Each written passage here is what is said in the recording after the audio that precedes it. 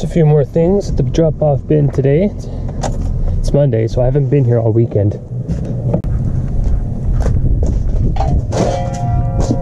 Huh. It's a very nice display rack. There's a whole bunch of stuff here at the bottom that's just frozen to the ground. I can't get it out. Like all these taps. Oh. Actually, you know what?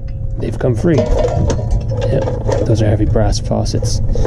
They've been here for a couple weeks now. It's just all froze to the bottom. But we got big furniture here. That's a big one. There's a scanner underneath it. There's a cell phone. It's frozen. I won't be able to get that one. Some other stuff in here.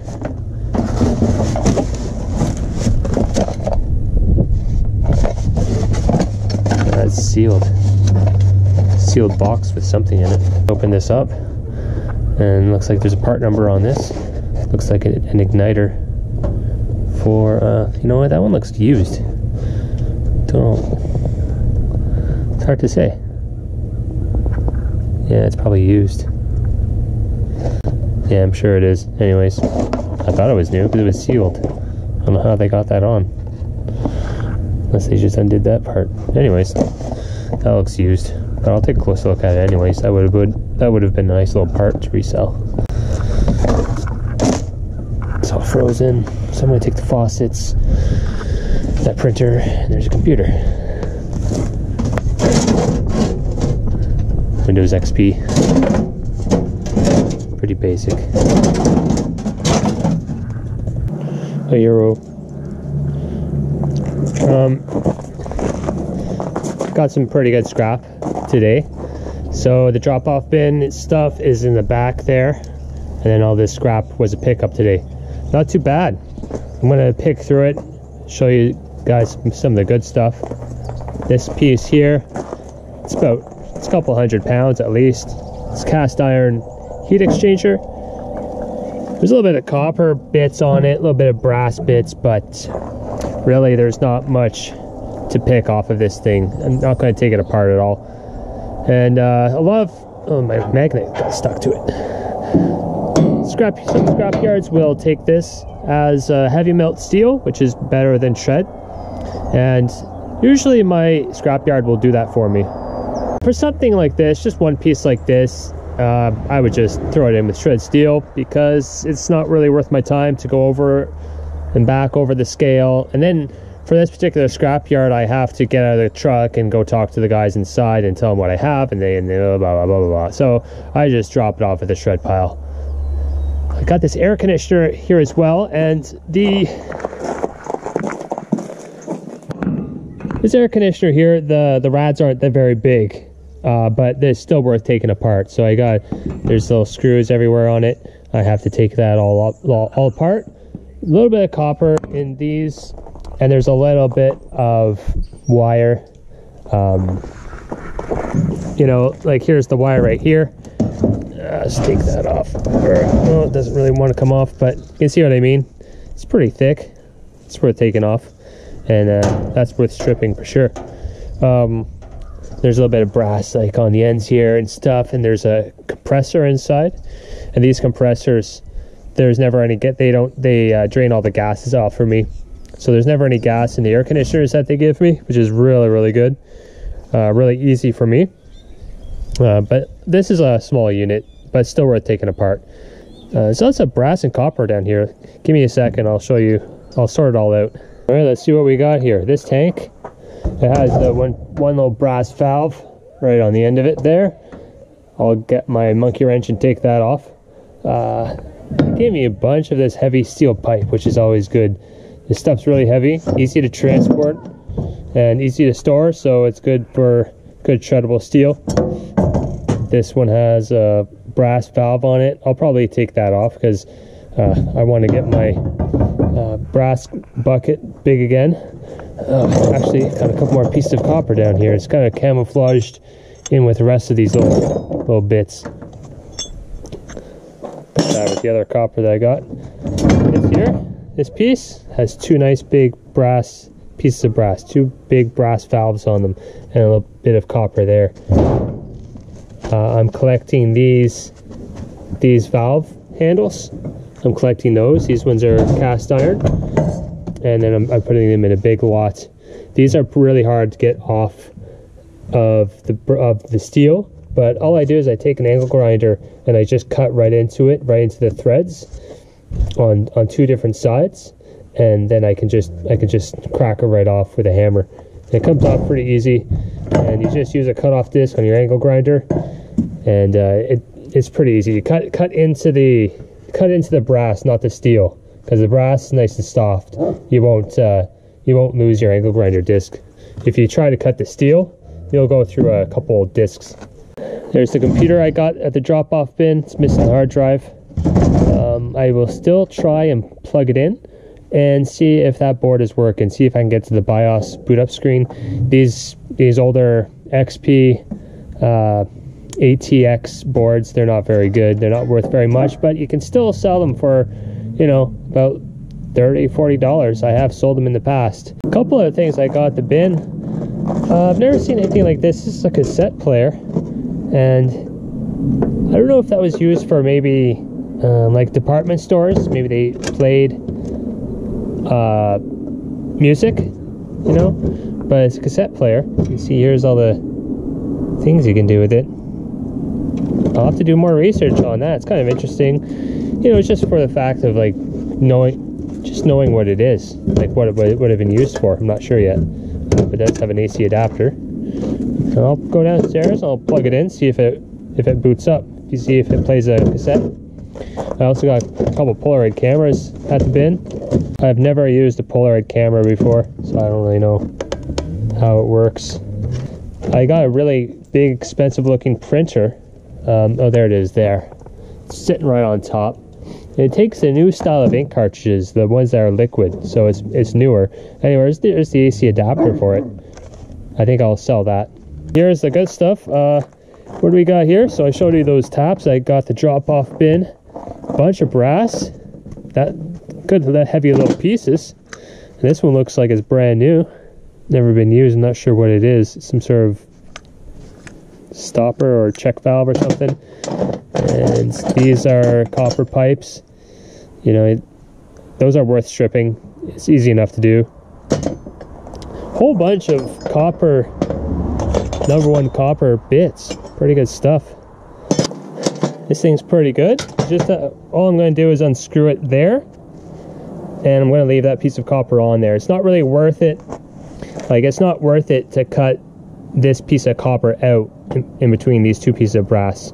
So I would just bring in this whole piece here as brass, but I'll take that piece off and then I'll unscrew that piece from here. Yeah, other little pieces of brass and copper here. Like, you know, I gotta take that steel nugget off. Oh, actually, you can just take it right off right now. That's good. I had a nice sale tonight. This guy here, I've had it up for a little while, not very long. Yeah, I'd say about, let me look up the listing. I'll tell you how many months it's been up for. Okay, yeah, it was listed in November and it's now March, so it's been up for a few months. But I listed it pretty high, and I just waited, and I had a lot of watchers on it, a lot of interest. I had one person message me recently. It's not the same person that bought it though, but this person messaged me asking me to lower the price, and I just never replied to the person. I just, you know, said, oh, if it sells, it sells. I want it to sell at that price. I don't want to have to lower the price on this.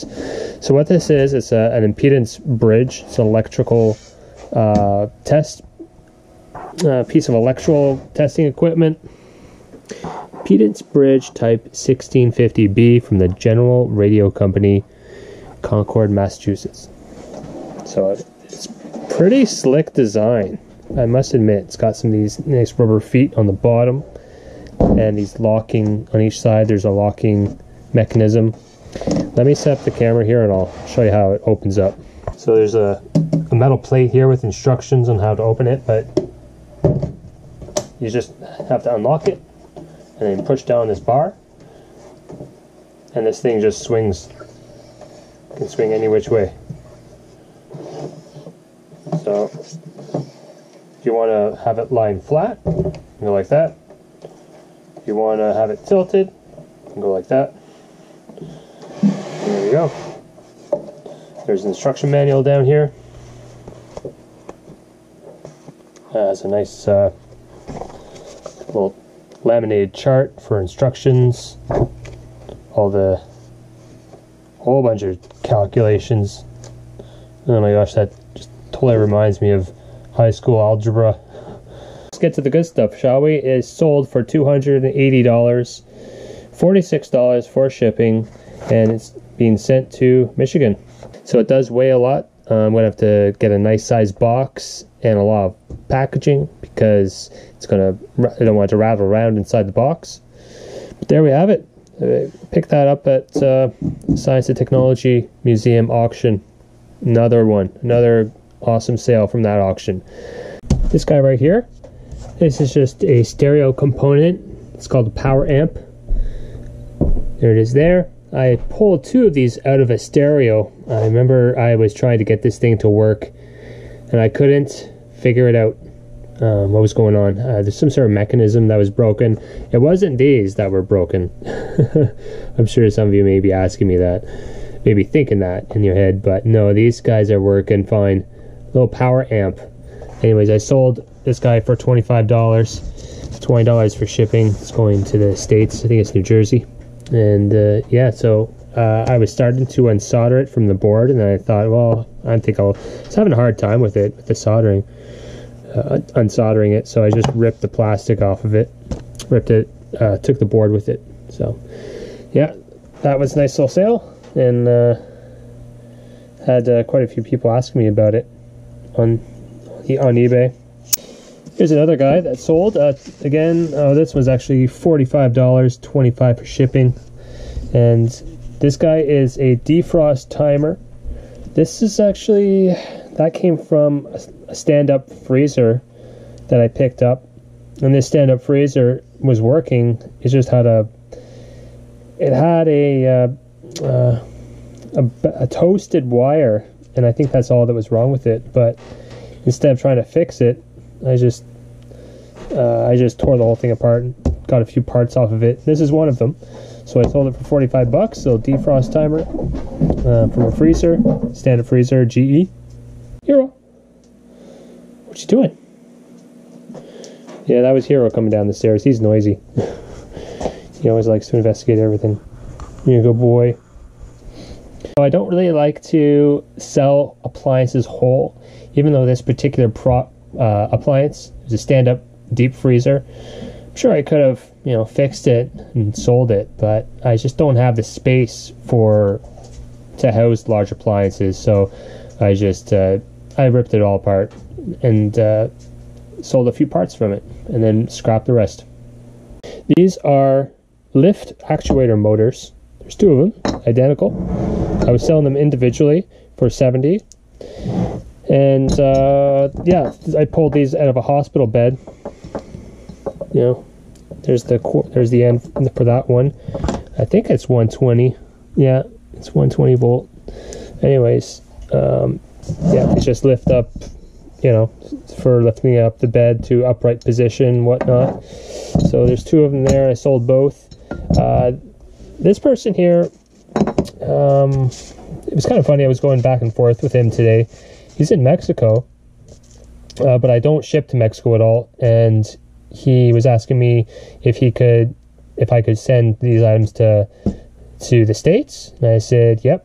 All you have to do is just change your address in your eBay settings, in your personal settings, and then it will automatically give you a new shipping charge. Because I get that quite often, especially here in Canada. Areas like Niagara Falls, Saint Ste. Marie, all these places, all these border towns, they can get a better shipping deal. So especially for Canadians, they often buy from the States, and they will drive to the States to go pick up their thing. And so when they'll contact me and ask me why is their shipping so high, and I look at them, I look at where they're from, and often it's because they didn't change their address back to their Canadian address, so they still have it to their the American address. So I have to tell them, like, okay, make sure you change it. And then, you know, that light goes off and it's like, oh, okay, thank you. So that's what I told this guy. So I'm shipping this to Texas, and he said, I'll give you 150 total. So that's plus shipping, and 150 US, which is about 200 Canadian. So I revised. He I don't know, he just seemed to be a bit confused. There was a bit of a language barrier, so I sympathized with that. So I just made it simple. I revised each listing, and I made it free ship, $100 free shipping, and so he just bought them like that. So there you go. So I sold both of them $200 Canadian, free shipping. So it's going all the way to Texas. And I wish I got more hospital beds, but they're very, very heavy, very difficult to handle, and somewhat difficult to take apart, just because they're so heavy and cumbersome to move around. But anyways, it's two nice big motors. They're pretty heavy, and I have a feeling it would have been cheaper for him just to buy them as it was before. But now that I think he could have gotten them for less than 150. But like I said, there was a bit of a language barrier, so keep it simple. He wanted to pay 150, and there we go. This is the main thing that sold tonight. Second highest item I've ever sold on eBay. What this is a high-end gas range control module, control board. High-end Samsung, high-end range. These things retail for, I'm not going to take out the plastic. I have an anti-static bubble wrap right now, but this is these things retail for about $1,500 new. This is a touch screen, so all the controls are there on the touch screen. It's all computerized. It's pretty heavy and expensive, and I sold it today for $800. I was kind of hesitant to show you guys this one. So what I did, it's a bit of a story, but I was going through eBay, and I looked at all the appliance listings, and I sorted all the appliance listings by auction. So I just wanted to see all the auctions. And I've done this a few times before, where I buy items off of eBay, the people ship it to my house, and I resell it. So that's what this is what has happened. So I was looking through all the listings, and I found this one guy who was selling a Samsung refrigerator control board with the auction starting at 99 cents. And auctioning off appliance parts is not a good idea, because the person who's going to buy something like this, you know, they only buy it when it breaks for them. So it's best just to list everything fixed priced. But this guy, he had it at an auction for 99 cents, and I bought it, and I won the auction. So I won it for $1. And then he messaged me, and he was kind of saying like, oh, okay, I can't do free shipping because, you know, even though it didn't say it was free shipping, but anyways, he was talking back and forth. And I said, well, hang on a second, I'll pay in a minute, but let me see what else you have in your shop. So I went through his whole store, and I found a whole bunch of stuff. I ended up spending about $400 or so with this person in his store. I don't know where he gets his stuff from, but if I could take a guess, I say he works at some sort of warranty place, like a warranty company that deals with fixing high-end appliances, because this is like an actual box that this is an actual OEM Whirlpool box. So yeah, anyways, I bought this thing off him for $160, and I bought a whole bunch of other stuff too that I've sold quite a bit off of the things that I bought from him. Made a lot of money. So anyways, $160 plus the shipping, but again, the shipping was for a whole bunch of different parts. Let me put it in this kind of perspective, okay? So let's say a Nintendo, okay? We all know these things. We all know how much they're worth, and everyone's always looking for one, you know? So let's say you get someone on that has one. He puts up on eBay. He's not an experienced seller. He puts on eBay. He says, I just want to make quick money. I don't want to have to hold on to this thing for very long. I just want quick cash, and that's that. So, and he's like, I'm not too sure exactly how much money I can make off this thing anyway. So he puts up for 20 bucks. You get a whole bunch of people going after this thing because he listed it for a lot less than it's worth. Okay, so that's something that's well known. Now you take that, oh sorry Hero, oh I stepped on my dog. You take that same kind of mentality here, but you do it with something that is less exciting to most people. So this thing, you know, if you were to explain to the average person, they would just kind of look at you like a $3 bill, say what, okay, whatever. But this is the stuff that I like. I like stuff that is, the average person has no clue, right? They don't know what this stuff is. But I just look at it as money. So that's what I've done in the past. I've gone after appliance auctions before, less experienced sellers and people who are just trying to offload stuff quickly. There's some really good deals out there on eBay. If you just go through and find some stuff, yeah, there's money to be made out there, and they'll ship it right to your door. All you have to do is take pictures, make a listing, and resell it. So that's what I've done here. Yeah, okay. That's a lot of talking for me. I can feel my voice is already starting to go. It's starting to feel a little bit sore in my throat. So that's it for me tonight, guys. This guy here is a, oh boy, don't even know if I can pronounce it here. Let me see.